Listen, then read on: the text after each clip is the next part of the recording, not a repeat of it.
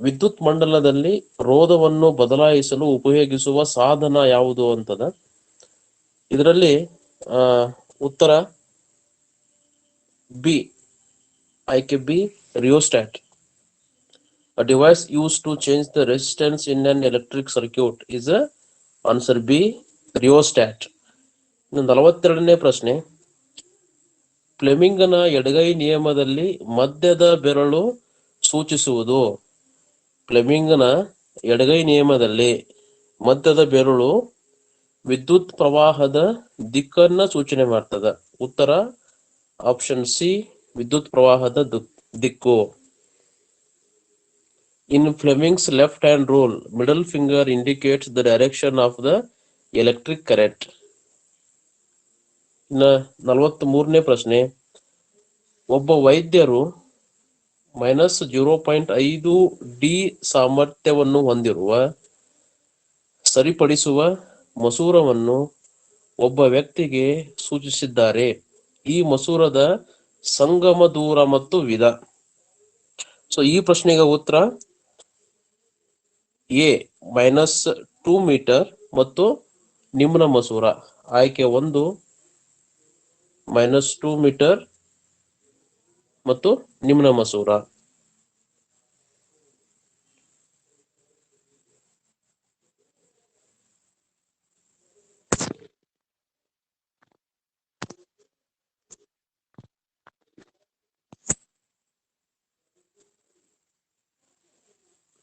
ನಲವತ್ಮೂರನೇ ಪ್ರಶ್ನೆ,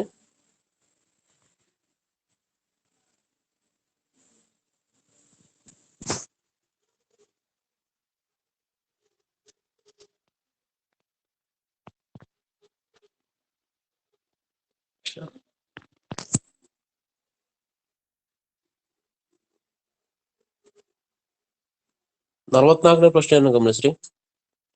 ವಸ್ತುವನ್ನು ಪೀನ ಮಸೂರದ ಪ್ರಧಾನ ಸಂಗಮ F1 ಮತ್ತು ದೃಕ್ಕೇಂದ್ರ O ಗಳ ಮಧ್ಯೆ ಇರಿಸಿದಾಗ ಉಂಟಾಗುವ ಪ್ರತಿಬಿಂಬದ ಸ್ವಭಾವ ಮತ್ತು ಗಾತ್ರ. ಸೊ ಇದು ಉತ್ತರ ಆಪ್ಷನ್ ಎ ಆಗ್ತದ, ಮಿಥ್ಯ, ನೇರ ಮತ್ತು ದೊಡ್ಡದು.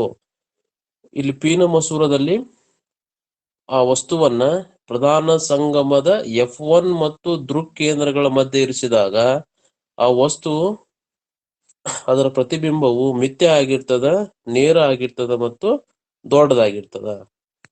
ಇನ್ನು 45ನೇ ಪ್ರಶ್ನೆ ಗಮನಿಸ್ರಿ.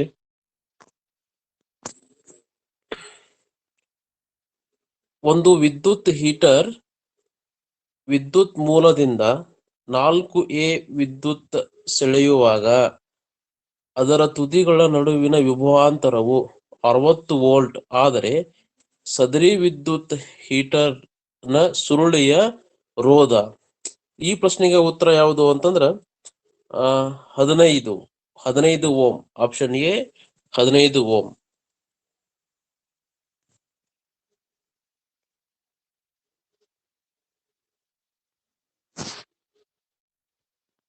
ಇನ್ನು 46ನೇ ಪ್ರಶ್ನೆಯನ್ನು ಗಮನಿಸ್ರಿ. ವಿದ್ಯುತ್ ಮಸೂರ ವೃತ್ತಾಕಾರದ ಸೀಮಾರೇಖೆಯ ವ್ಯಾಸ. ವಿದ್ಯುತ್ ಮಸೂರದ ವೃತ್ತಾಕಾರದ ಸೀಮಾರೇಖೆಯ ವ್ಯಾಸವನ್ನ ಅಪರ್ಚರ್ ಅಂತೇಳಿ ಕರೀತಾರ. ಹಾಗಾಗಿ ಉತ್ತರ ಆಪ್ಷನ್ ಸಿ, ಅಪರ್ಚರ್. ಇನ್ನು 47ನೇ ಪ್ರಶ್ನೆ, ಸೌರ ಕುಕ್ಕರ್ನ ಒಳಮೈಗೆ ಕಪ್ಪು ಬಣ್ಣವನ್ನ ಬಳಿದಿರುತ್ತಾರೆ ಏಕೆಂದರೆ. ಇಲ್ಲಿ ಆಪ್ಷನ್ ಬಿ, ಹೆಚ್ಚು ಉಷ್ಣವನ್ನ ಹೀರಿಕೊಳ್ಳಲು. ಸೌರ ಕುಕ್ಕರ್ನಲ್ಲಿ ಅಲ್ಲಿ ಒಳಮೈಗೆ ಕಪ್ಪು ಬಣ್ಣವನ್ನು ಬಳದಿರ್ತಾರ, ಯಾಕಂತಂದ್ರ ಅದು ಹೆಚ್ಚು ಉಷ್ಣವನ್ನು ಹೀರಿಕೊಳ್ಳಲು ಸಹಾಯ ಮಾಡ್ತದ. 48ನೇ ಪ್ರಶ್ನೆಯನ್ನ ಗಮನಿಸ್ರಿ. ವಿದ್ಯುತ್ ಜನಕದ ಕಾರ್ಯ. ಇಲ್ಲಿ ಆಯ್ಕೆ ಡಿ, ಯಾಂತ್ರಿಕ ಶಕ್ತಿಯನ್ನು ವಿದ್ಯುತ್ ಶಕ್ತಿಯನ್ನಾಗಿ ಪರಿವರ್ತಿಸುತ್ತದೆ. ವಿದ್ಯುತ್ ಜನಕದ ಕಾರ್ಯ ಏನು ಅಂತಂದ್ರೆ ಅದು ಯಾಂತ್ರಿಕ ಶಕ್ತಿಯನ್ನು ವಿದ್ಯುತ್ ಶಕ್ತಿಯನ್ನಾಗಿ ಪರಿವರ್ತನೆ ಮಾಡ್ತದ. ಇನ್ನ 49ನೇ ಪ್ರಶ್ನೆಯನ್ನ ಗಮನಿಸ್ರಿ. ವಿದ್ಯುತ್ ವಾಹಕದ ರೋಧವು ಅವಲಂಬಿಸದೇ ಇರುವುದು ಪ್ರಶ್ನೆಯನ್ನು ಗಮನಿಸಿರಿ. ವಿದ್ಯುತ್ ವಾಹಕದ ರೋಧವು ಅವಲಂಬಿಸದೇ ಇರುವುದು. ಇದಕ್ಕೆ ಉತ್ತರ ಏನು ಅಂತಂದ್ರೆ ಆಪ್ಷನ್ ಸಿ, ಕಾಂತೀಯ ಗುಣ. ನಮ್ಗೆಲ್ಲ ಗೊತ್ತದ, ವಿದ್ಯುತ್ ವಾಹಕದ ರೋಧವು ವಾಹಕದ ಉದ್ದವನ್ನು ಅವಲಂಬಿಸಿರ್ತದ, ವಾಹಕದ ಅಡ್ಡ ಕೊಯ್ತು, ಅದಾದ ನಂತರ ವಸ್ತುವಿನ ಪ್ರಾಕೃತಿಕ ಗುಣ. ಇದರಲ್ಲಿ ಅವಲಂಬಿಸದೇ ಇರುವ ಅಂಶ ಯಾವುದು ಅಂತಂದ್ರ ಆ ವಾಹಕದ ಕಾಂತೀಯ ಗುಣ. ಇನ್ನು 50ನೇ ಪ್ರಶ್ನೆ ನೋಡ್ರಿ. ಡಿಸಿ ವಿದ್ಯುತ್ ಜನಕವು ಕಾರ್ಯನಿರ್ವಹಿಸುವ ತತ್ವ. ಇಲ್ಲಿ ಆಯ್ಕೆ 1 ಆಪ್ಷನ್ ಎ, ವಿದ್ಯುತ್ ಕಾಂತೀಯ ಪ್ರೇರಣೆ. ನಾವೇನ್ ಡೈರೆಕ್ಟ್ ಕರೆಂಟ್ ಅಂತ ಕರಿತೇವಲ್ಲ, ಡಿಸಿ ನೇರ ವಿದ್ಯುತ್ ಅಥವಾ ಡಿಸಿ ವಿದ್ಯುತ್ ಜನಕವು ವಿದ್ಯುತ್ ಕಾಂತೀಯ ಪ್ರೇರಣೆಯ ಮೇಲೆ, ಆ ತತ್ವದ ಮೇಲೆ ಅದು ಕಾರ್ಯವನ್ನ ನಿರ್ವಹಿಸ್ತದ. ಇನ್ನ 51ನೇ ಪ್ರಶ್ನೆ. ವ್ಯಾಟ್ ಎಂಬುದು ಇದರ ಎಸ್ಐ ಏಕಮಾನವಾಗಿದೆ. ವ್ಯಾಟ್ ಎಂಬುದು ಇದರ ಎಸ್ಐ ಏಕಮಾನವಾಗಿದೆ. 51ನೇ ಪ್ರಶ್ನೆಗೆ ಉತ್ತರ ಏನು ಅಂತಂದ್ರೆ ಆಯ್ಕೆ ಡಿ, ವಿದ್ಯುತ್ ಸಾಮರ್ಥ್ಯ. ವಿದ್ಯುತ್ ಸಾಮರ್ಥ್ಯದ ಏಕಮಾನ ಯಾವುದು ಅಂತಂದ್ರ ವ್ಯಾಟ್. ಹಾಗಾಗಿ ಇದರ ಉತ್ತರ ಡಿ. ಇನ್ನ 52ನೇ ನೋಡ್ರಿ. ಕೊಟ್ಟಿರುವ ಕೋಷ್ಟಕವನ್ನ ಗಮನಿಸ್ರಿ. ಇಲ್ಲಿ ಕೆ ಎಲ್ ಎಂ ಎನ್ ಎಂಬತಕ್ಕಂತ 4 ವಸ್ತುಗಳಿದಾವ. ಈ ಕಡೆ ಚೌಕದಲ್ಲಿ ಕಾಲಂದಲ್ಲಿ ಅವುಗಳ ರೋಧಶೀಲತೆಯನ್ನು ಕೊಟ್ಟಿದ್ದಾರೆ.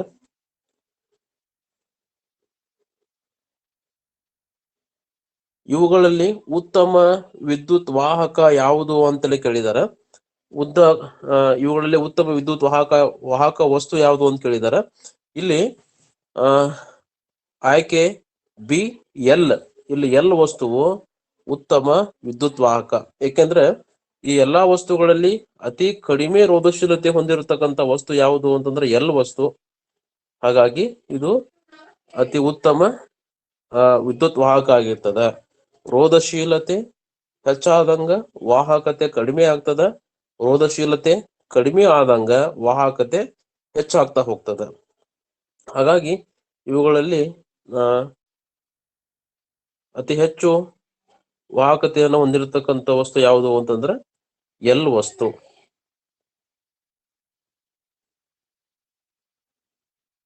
ಇನ್ನು ಮುಂದಿನ ಪ್ರಶ್ನೆಯನ್ನು ಗಮನಿಸ್ರಿ.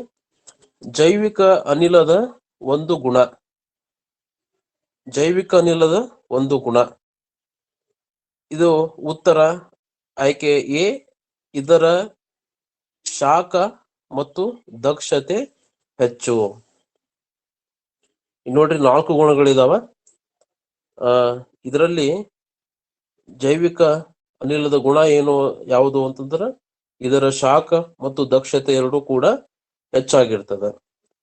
ಇನ್ನ 54ನೇ ಪ್ರಶ್ನೆಯನ್ನು ಗಮನಿಸ್ರಿ. ಒಂದು ಮಸೂರದ ವಸ್ತು ದೂರ ಮತ್ತು ಪ್ರತಿಬಿಂಬದ ದೂರಗಳು ಕ್ರಮವಾಗಿ -60 ಸೆಂಟಿಮೀಟರ್ ಮತ್ತು -20 ಸೆಂಟಿಮೀಟರ್ ಆದರೆ ಮಸೂರದ ವರ್ಧನೆ ಎಷ್ಟು ಅಂತೇಳಿ ಕೇಳಿದಾರ. ಸೊ ಈ ಪ್ರಶ್ನೆಗೆ ಉತ್ತರ ಏನು ಅಂತಂದ್ರೆ ಆಯ್ಕೆ ಸಿ, 0.33. 0.33. ಇನ್ನು 55ನೇ ಪ್ರಶ್ನೆ. ಲೋಹದ ಕಾರ್ಬೋನೇಟ್ ಅದುರುಗಳನ್ನು ಅವುಗಳ ಆಕ್ಸೈಡ್ಗಳಾಗಿ ಪರಿವರ್ತಿಸುವ ಪ್ರಕ್ರಿಯೆ ಯಾವುದು? ಲೋಹದ ಕಾರ್ಬೋನೇಟ್ ಅದುರುಗಳನ್ನು ಅವುಗಳ ಆಕ್ಸೈಡ್ಗಳಾಗಿ ಪರಿವರ್ತಿಸುವ ಪ್ರಕ್ರಿಯೆ. 55. ಇಲ್ಲಿ ಆಯ್ಕೆ ಡಿ ಆಗ್ತದ, ಕಾಸುವಿಕೆ. ಕಾಸುವಿಕೆಯಲ್ಲಿ ನಾವೇನ್ ಮಾಡ್ತೇವೆ ಅಂತಂದ್ರ ಈ ಲೋಹದ ಕಾರ್ಬೋನೇಟ್ಗಳನ್ನ ಅವುಗಳ ಆಕ್ಸೈಡ್ಗಳಾಗಿ ನಾವು ಪರಿವರ್ತನೆ ಮಾಡ್ತೇವೆ. ಇನ್ನು ಮುಂದಿನ ಪ್ರಶ್ನೆ. ಪರ್ಯಾಪ್ತ ಹೈಡ್ರೋಕಾರ್ಬನ್ಗಳ ಸರಿಯಾದ ಗುಂಪು ಯಾವುದು? ಪರ್ಯಾಪ್ತ ಹೈಡ್ರೋಕಾರ್ಬನ್ಗಳ ಸರಿಯಾದ ಗುಂಪು ಯಾವುದು?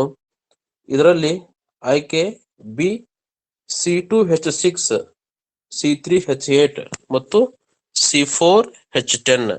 ಇವು ಏನು ಅಂತಂದ್ರ ಪರ್ಯಾಪ್ತ ಕಾರ್ಬನ್ ಸರಿಯಾದ ಗುಂಪು.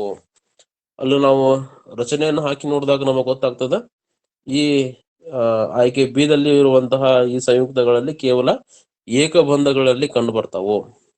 ಹಾಗಾಗಿ ಆಯ್ಕೆ ಬಿ ಸರಿಯಾದ ಉತ್ತರ.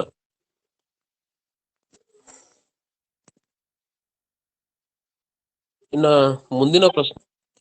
ಎಕ್ಸ್ ಧಾತುವಿನ ಪರಮಾಣು ಸಂಖ್ಯೆ 11, ವಾಯ್ ಧಾತುವಿನ ಪರಮಾಣು ಸಂಖ್ಯೆ 17 ಆಗಿದೆ. ಹಾಗಾದರೆ ಈ ಧಾತುಗಳ ನಡುವೆ ಉಂಟಾಗುವ ಬಂಧದ ವಿಧ ಯಾವುದು ಅಂತೇಳಿ ಕೇಳಿದಾರೆ. ನಮಗ್ ಗೊತ್ತದೆ ಎಕ್ಸ್ ಧಾತುವಿನ ಪರಮಾಣು ಸಂಖ್ಯೆ 11 ಅಂತಂದ್ರ ಅದು ಸೋಡಿಯಂನ ಪರಮಾಣು ಸಂಖ್ಯೆ 11. ಹಾಗಾಗಿ ಆ ಪರಮಾಣು ಸೋಡಿಯಂ ಆಗಿರ್ತದ. ವಾಯು ಧಾತು ಅದರ ಪರಮಾಣು ಸಂಖ್ಯೆ 17 ಅಂತಂದ್ರ ಅದು ಕ್ಲೋರಿನ್ ಆಗಿರ್ತದ. ಸೋಡಿಯಂ ಮತ್ತು ಕ್ಲೋರಿನ್ ಮಧ್ಯೆ ಇರುವಂತಹ ಬಂಧವನ್ನ ಅವ್ರು ಇಲ್ಲಿ ಕೇಳಿದಾರ. ಇಲ್ಲಿ ಅಯಾನಿಕ್ ಬಂಧ ಇರ್ತದ. ಆಯ್ಕೆ ಸಿ, ಅಯಾನಿಕ್ ಬಂಧ. ಇನ್ನು 58ನೇ ಪ್ರಶ್ನೆ ನೋಡ್ರಿ. ಒಂದು ದ್ರಾವಣದ pH ಮೌಲ್ಯ ಕಡಿಮೆಯಾದಂತೆ, ಒಂದು ದ್ರಾವಣದ pH ಮೌಲ್ಯ ಕಡಿಮೆಯಾದಂತೆ ಇಲ್ಲಿ ಆಯ್ಕೆ ಬಿ, H+ ಅಯಾನುಗಳ ಸಂಖ್ಯೆ ಹೆಚ್ಚಾಗುತ್ತದೆ. ಒಂದು ದ್ರಾವಣದ pH ಮೌಲ್ಯ ಕಡಿಮೆ ಆದಂತೆ ಏನಾಗ್ತದಪ್ಪ ಅಂತಂದ್ರೆ H+ ಅಯಾನುಗಳ ಸಂಖ್ಯೆ ಹೆಚ್ಚಾಗ್ತಾ ಹೋಗ್ತದ. ಅಂದ್ರ 7ರಿಂದ ಕೆಳಗಡೆ ಬಂದಾಗ H+ ಅಯಾನುಗಳ ಸಂಖ್ಯೆ ಹೆಚ್ಚಾಗ್ತಾ ಹೋಗ್ತದ.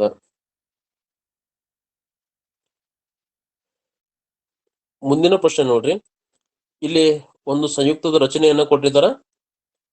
ಈ ಕಾರ್ಬನ್ ಸಂಯುಕ್ತದಲ್ಲಿರುವ ಕ್ರಿಯಾ ಗುಂಪು ಯಾವುದು ಅಂತೇಳಿ ಕೇಳಿದಾರೆ. ನಮಗ್ ಗೊತ್ತದ ಕೊನೆಯದಾಗಿ ಆ ಸಂಯುಕ್ತದ ಕೊನೆಯದಾಗಿ ಕ್ರಿಯಾ ಗುಂಪು ಇರ್ತದ. ಅಲ್ಲಿ C++OH ಅದ. ಅಂದ್ರ COOH ಎಂಬ ಕ್ರಿಯಾ ಗುಂಪು ಅದ.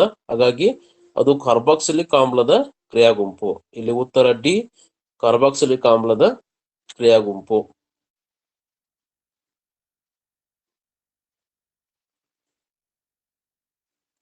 ಇನ್ನು 60ನೇ ಪ್ರಶ್ನೆ.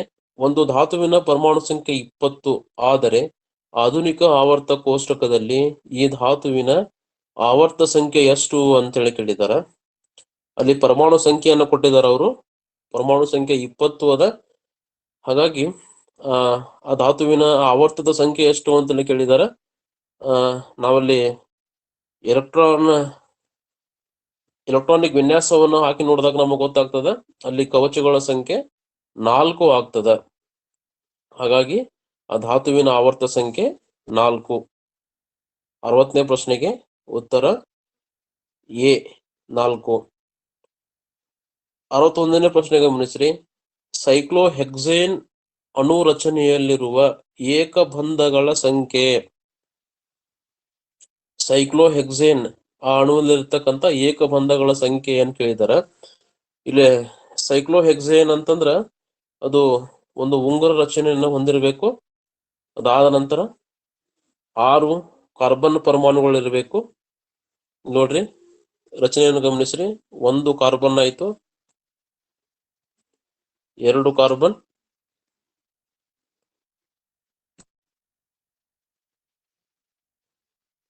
3 ಕಾರ್ಬನ್, 4, 5, 6. ಈ ಕಾರ್ಬನ್ ಮತ್ತು ಕಾರ್ಬನ್ ಮಧ್ಯೆ ಏಕಬಂಧ ಇರ್ತದ. ಹೌದಾ? ಅದಾದ ನಂತರ ಇಲ್ಲಿ 2 ಬಂಧಗಳು ಇರ್ತಾವ. ಪ್ರತಿ ಕಾರ್ಬನ್ಗೆ 4 ಸೈವಲೆನ್ಸಿ ಬಂಧಗಳು ಬರ್ತಾವು.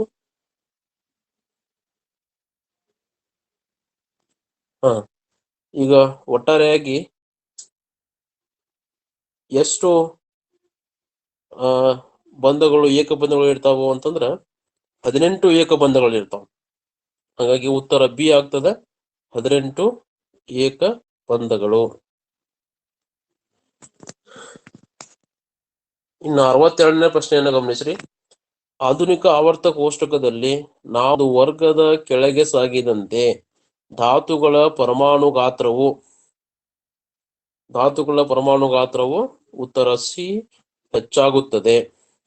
ಒಂದು ಆಧುನಿಕ ಆವರ್ತ ಕೋಷ್ಟಕದಲ್ಲಿ ನಾವು ಒಂದು ವರ್ಗದ ಕೆಳಗೆ ಸಾಗಿದಂತೆ ಏನಾಗ್ತದಪ್ಪ ಅಂತಂದ್ರ ಆ ಧಾತುಗಳ ಗಾತ್ರ ಹೆಚ್ಚಾಗ್ತದೆ.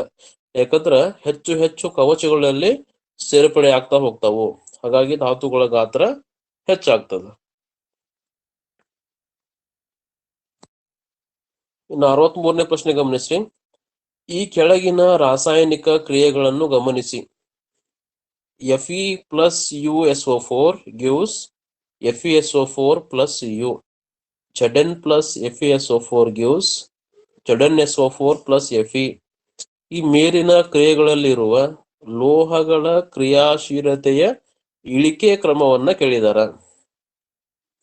ಇಲ್ಲಿ ನೋಡ್ರಿ, ಲೋಹಗಳ ಕ್ರಿಯಾಶೀಲತೆಯ ಇಳಿಕೆ ಕ್ರಮವನ್ನ ಕೇಳಿದಾರ. ಇಲ್ಲಿ ಉತ್ತರ ಆಯ್ಕೆ ಎ ಆಗ್ತದ, ZnFeCu. ಅವರು ಇಳಿಕೆ ಕ್ರಮದಲ್ಲಿ ಕೇಳಿದಾರ, ಅಂದ್ರೆ ಮೊದಲು ಕಡಿಮೆ ಇರ್ತಕ್ಕಂಥದ್ದು ಬರೀಬೇಕು. ಹಾಗಾಗಿ ZnFeCu.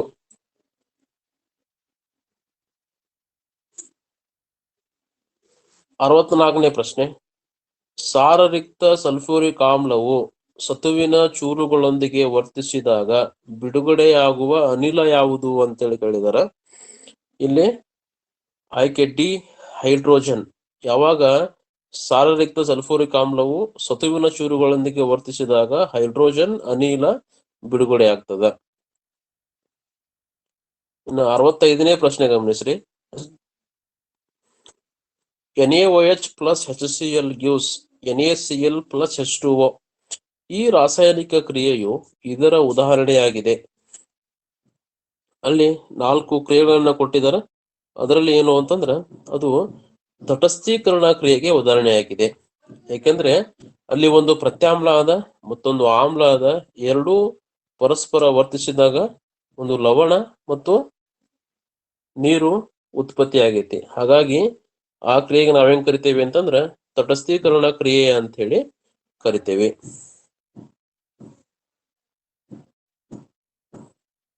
ಬೆಂಜಿನ್ನ ಅಣುಸೂತ್ರ. 66ನೇ ಪ್ರಶ್ನೆ ನೋಡ್ರಿ, ಬೆಂಜಿನ್ನ ಅಣುಸೂತ್ರ. ಇಲ್ಲಿ ಉತ್ತರ ಸಿ, ಆಪ್ಷನ್ ಆಯ್ಕೆ ಸಿ, C6H6. ಇದನ್ನ ನೆನಪಿಟ್ಕೊಳ್ರಿ. ಬೆಂಜಿನ್ ಅಣುಸೂತ್ರ ಏನು ಅಂತಂದ್ರ C6H6. ಇನ್ನು 67ನೇ ಪ್ರಶ್ನೆ. ಸಸ್ಯಗಳಲ್ಲಿ ಬೇರಿನಿಂದ ಎಲೆಗಳಿಗೆ ನೀರು ಮತ್ತು ಅದರಲ್ಲಿ ಕರಗಿರುವ ಲವಣಗಳ ಹೀರುವಿಕೆ ಮತ್ತು ಮೇಲ್ಮುಖ ಚಲನೆಗೆ ಸಹಾಯ ಮಾಡುವ ಪ್ರಕ್ರಿಯೆ ಯಾವುದು ಅಂತೇಳಿ ಕೇಳಿದಾರ. ಇಲ್ಲಿ ಉತ್ತರ ಏನು ಅಂತಂದ್ರ ಬಾಷ್ಪ ವಿಸರ್ಜನೆ. ಸಸ್ಯಗಳು ಏನು ಮಾಡ್ತಾವ ಅಂತಂದ್ರ ಬಾಷ್ಪ ವಿಸರ್ಜನೆಯ ಮೂಲಕ ಎಲೆಗಳಿಗೆ ನೀರು ಸರಬರಾಜು ಆಗ್ತದ ಮತ್ತು ಮೇಲ್ಮುಖ ಚಲನೆಗೆ ಅದು ಸಹಾಯ ಮಾಡ್ತದ. ಇನ್ನು 68ನೇ ಪ್ರಶ್ನೆ ಗಮನಿಸಿ. ಮಾನವದಲ್ಲಿ ಆಕ್ಸಿಜನ್ ಸಹಿತ ರಕ್ತವು ಶ್ವಾಸಕೋಶಗಳಿಂದ ಹೃದಯಕ್ಕೆ ಬರುವ ಸರಿಯಾದ ಮಾರ್ಗ. ಇಲ್ಲಿ ಆಯ್ಕೆ ಡಿ. 4 ಆಯ್ಕೆಗಳನ್ನ ಗಮನಿಸ್ರಿ. ಆ ಪ್ರಶ್ನೆಯನ್ನು ಕೇಳಿದಾರ ಅಂತಂದ್ರ ಆಕ್ಸಿಜನ್ ಸಹಿತ ರಕ್ತವು ಶ್ವಾಸಕೋಶಗಳಿಂದ ಹೃದಯಕ್ಕೆ ಬರುವ ಮಾರ್ಗ ಅದು ಪುಪ್ಪುಸಕ ಅಭಿಧಮನಿಗಳಿಂದ ಎಡ ಹೃತ್ಕರ್ಣಕ್ಕೆ ಬಂದು ಎಡ ಹೃತ್ಕರ್ಣದಿಂದ ಎಡ ಹೃತ್ಕುಕ್ಷಿಗೆ ಬರ್ತದ. ಆಯ್ಕೆ ಡಿ.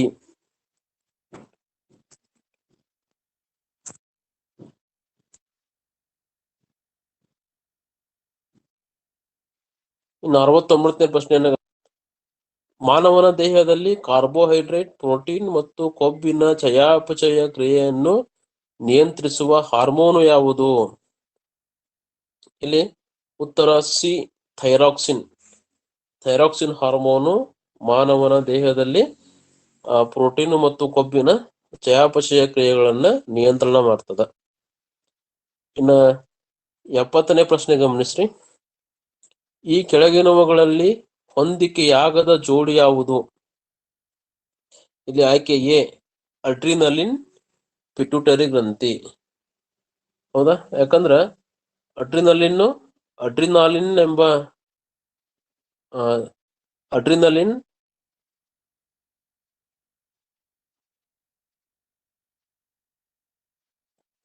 ಇಲ್ಲಿ ಅಡ್ರಿನಾಲಿನ್ ಎಂಬ ಹಾರ್ಮೋನ್ ಅನ್ನು ಸ್ರವಿಕೆ ಮಾಡ್ತದೆ. ಇನ್ಸುಲಿನ್ ಮೆದೋಜೀರಕ ಗ್ರಂಥಿ, ಟೆಸ್ಟೋಸ್ಟೆರಾನ್ ವೃಷಣ, ಥೈರಾಕ್ಸಿನ್ ಥೈರಾಯ್ಡ್ ಗ್ರಂಥಿ.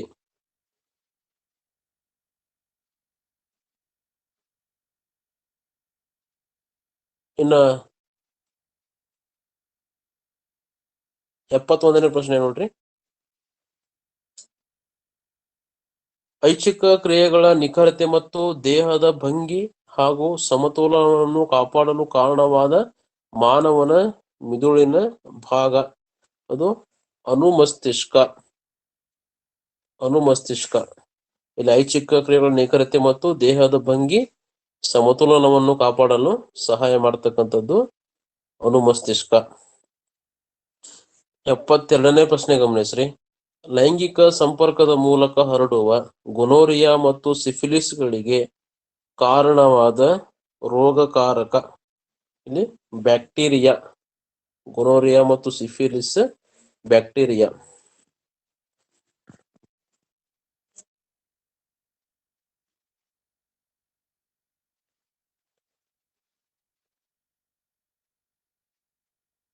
ಎಪ್ಪತ್ಮೂರನೇ ಪ್ರಶ್ನೆ ನೋಡ್ರಿ.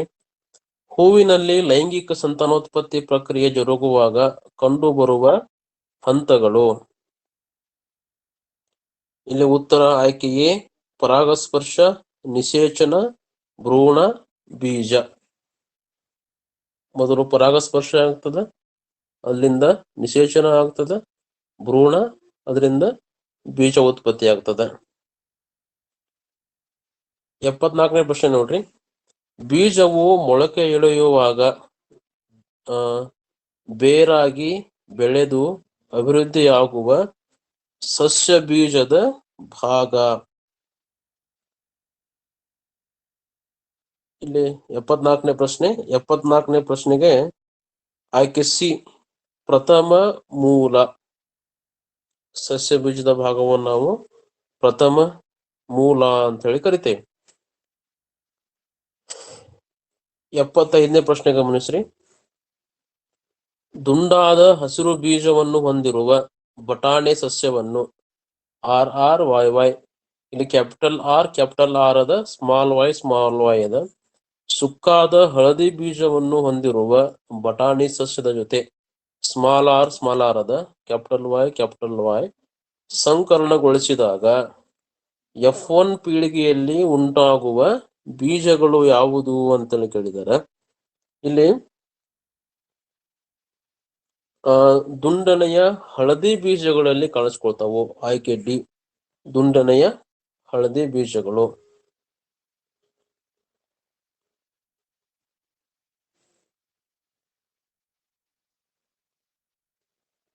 ಯಾಕಂದ್ರೆ ದುಂಡನೆಯ ಹಳದಿ ಬೀಜಗಳು ಅಂತಂದ್ರೆ ಇಲ್ಲಿ ಪ್ರಬಲ ಗುಣವನ್ನು ಹೊಂದಿರತಕ್ಕಂಥದ್ದು.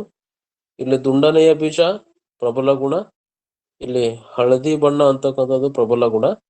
ಹಾಗಾಗಿ ದುಂಡನೆಯ ಹಳದಿ ಬೀಜಗಳಲ್ಲಿ ಕಾಣಿಸ್ಕೊಳ್ತಾವು.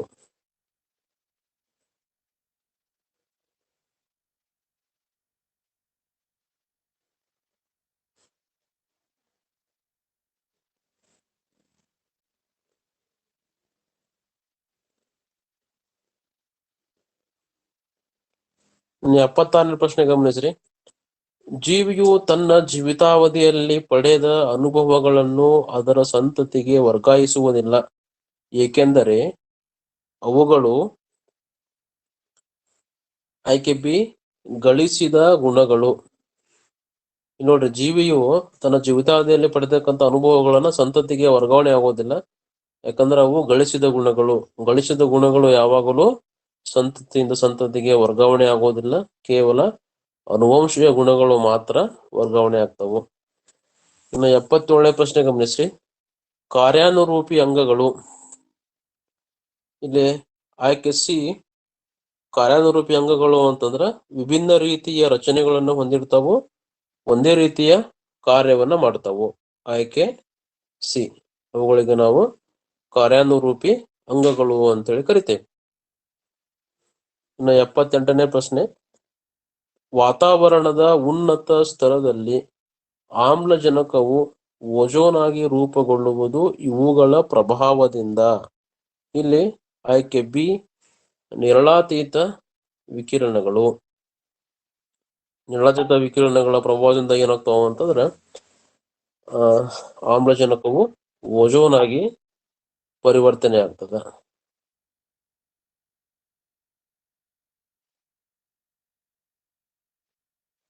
79ನೇ ಪ್ರಶ್ನೆಯನ್ನು ಗಮನಿಸ್ರಿ.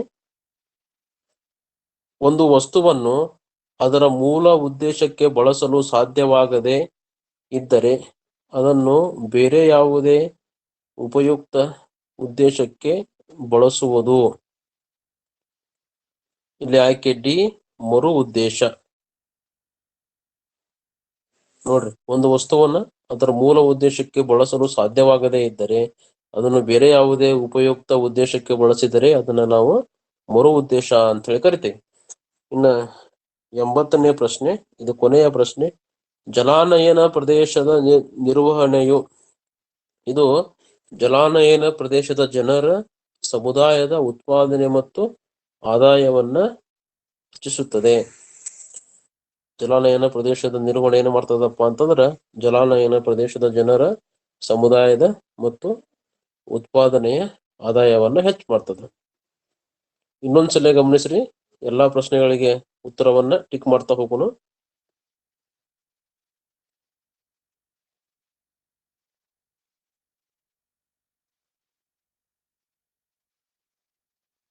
ಹ್ಮ್ 41ನೇ ಪ್ರಶ್ನೆ. 41ನೇ ಪ್ರಶ್ನೆಗೆ ಬಿ ಉತ್ತರ. 42ನೇ ಪ್ರಶ್ನೆ 42ಕ್ಕೆ ಸಿ ಉತ್ತರ. 43 ಎ,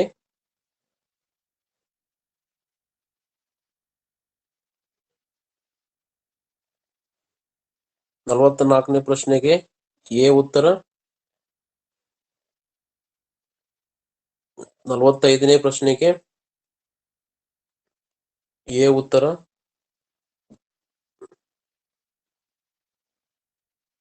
46ನೇ ಪ್ರಶ್ನೆಗೆ ಸಿ ಉತ್ತರ.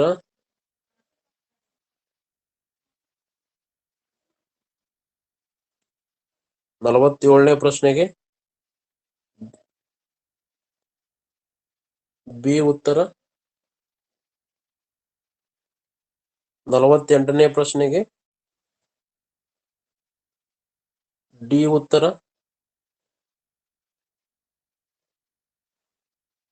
49ನೇ ಪ್ರಶ್ನೆಗೆ C. 50 A,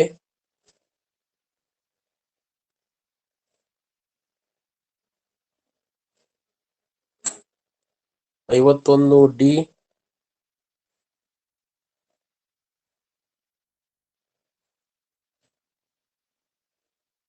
52 B,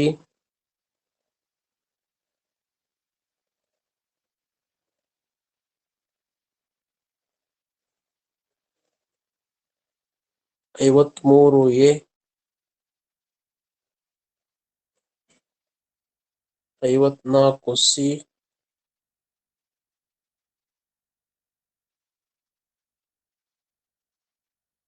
55 D,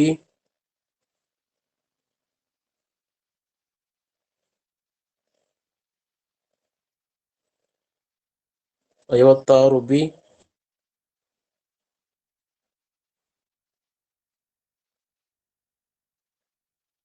57 C,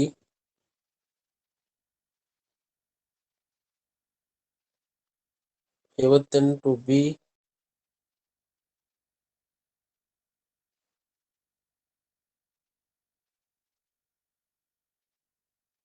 59 D,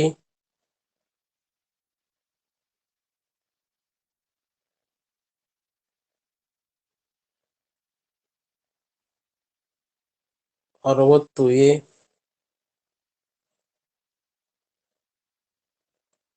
61 B,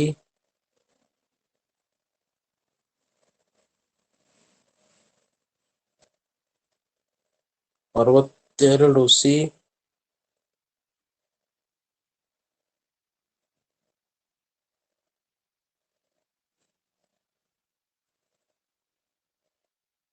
63 A,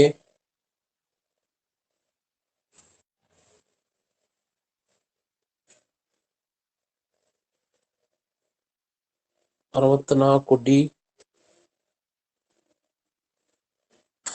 65 C,